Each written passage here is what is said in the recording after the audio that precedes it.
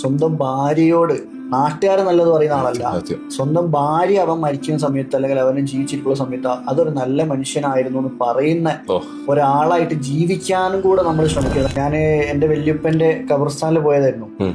വല്യപ്പന്റെ ഖബറിന്ന് ഞാൻ വല്യമ്മന്റെ ഖബറിലേക്ക് നടന്നു പോകുന്ന സമയത്ത് അത്യാവശ്യം വലിപ്പമുള്ളൊരു പാമ്പ് തൊട്ടടുത്തുള്ള ഒരു ഖബറിന്റെ ഉള്ളിലേക്ക് ഇങ്ങനെ ഇറങ്ങി പോവാണ്.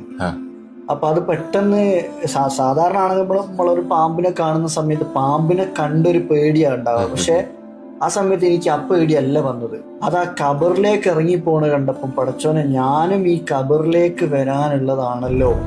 എന്റെ വല്യപ്പ മരിച്ചിട്ട് ഇപ്പൊ 20 വർഷം കഴിഞ്ഞ്, ഇപ്പം കഴിഞ്ഞ മാസം ആകുമ്പോഴേക്ക് 20 വർഷമായി. അപ്പൊ വല്യപ്പ ഇനിയും ഇപ്പം ലോകാവസാനം വരെ ഇനിയും ഒരുപാട് സമയം ഉണ്ടെങ്കിൽ വല്യപ്പ തന്നെ ഈ ഭൂമിയിൽ ജീവിച്ചിരിപ്പുള്ള സമയത്തേക്കാൾ കൂടുതൽ ആ ഖബറിലായിരിക്കുമല്ലോ ജീവിക്കേണ്ടി വരിക എന്നൊക്കെയുള്ള ചിന്ത വന്നപ്പോൾ ഞാനും ഇതേപോലെ അനുഭവിക്കേണ്ടി വരുമോ എന്നൊക്കെയുള്ള ചിന്ത വന്ന സമയത്താണ് ആരാണ് ഒരു നല്ല മനുഷ്യൻ എന്ന് ഒരു ചോദ്യത്തിന് നബി സല്ലല്ലാഹു അലൈഹി വസല്ലം ഉത്തരം പറഞ്ഞത് സ്വന്തം ഭാര്യയോട്, നാട്ടുകാരെ നല്ലത് പറയുന്ന ആളല്ല, സ്വന്തം ഭാര്യ അവൻ മരിക്കുന്ന സമയത്ത് അല്ലെങ്കിൽ അവന് ജീവിച്ചിരിക്കുന്ന സമയത്ത് അതൊരു നല്ല മനുഷ്യനായിരുന്നു എന്ന് പറയുന്ന ഒരാളായിട്ട് ജീവിക്കാനും കൂടെ നമ്മൾ ശ്രമിക്കണം. മീൻസ് നമ്മളുമായിട്ട് ക്ലോസ് ആയിട്ടുള്ള ആൾക്കാർക്ക് നല്ല മനുഷ്യനായിട്ട് മാറാന്നുള്ളൊരു ചിന്ത പെട്ടെന്ന് മൈൻഡിലേക്ക് വന്നു.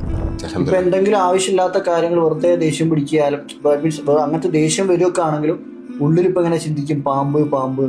അത് ഞാനൊരു പ്രോഗ്രാം ആക്കി മാറ്റി. അപ്പോ പാമ്പ് എന്ന് പറയുമ്പോഴേക്ക് ഇത് ഇവിടെ മാത്രം പോരാ, ഈഗോയും ദേഷ്യവും വെറുപ്പും റിവെഞ്ചും ഒക്കെ ഇവിടെ മാത്രമുള്ളതല്ല, അവിടേക്കും ഖബറിലും അതിന് ശേഷമുള്ളതും ഒക്കെ ചിന്തിക്കുന്ന സമയത്ത് ഇതൊക്കെ എന്നെ നേരിട്ട് കാണിച്ചു തന്നതാണ്. എനിക്ക് അത് ആ ചിന്ത വരുത്താൻ വേണ്ടി ആ ഒരു എക്സ്പീരിയൻസുകളെ കടത്തിക്കൊണ്ടു